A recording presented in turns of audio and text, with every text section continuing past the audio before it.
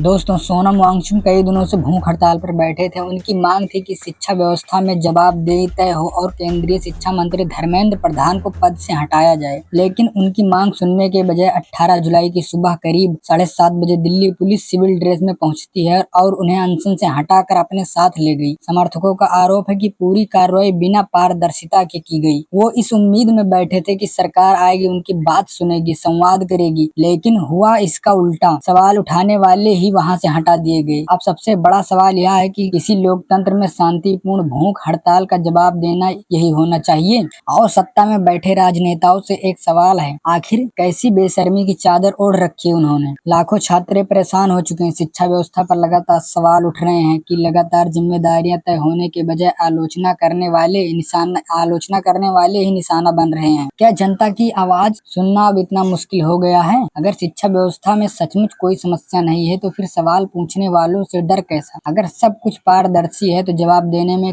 हिचकिचाहट क्यों? लोकतंत्र में असहमति कोई अपराध नहीं होती, बल्कि व्यवस्था को लेकर बेहतर बनाने का रास्ता दिखाती है। यह देश किसी एक व्यक्ति का नहीं, किसी एक सरकार का नहीं, किसी एक दल की जागीर नहीं है। सबसे बड़ी जिम्मेदार देश के करोड़ों छात्र के भविष्य है। इसीलिए जरूरत है कि आरोप की निष्पक्ष जांच हो, जवाबदेही तय हो और छात्रों का भरोसा दोबारा मजबूत बनाया जाए, क्योंकि भविष्य में कोई राजनीतिक मुद्दा नहीं होता।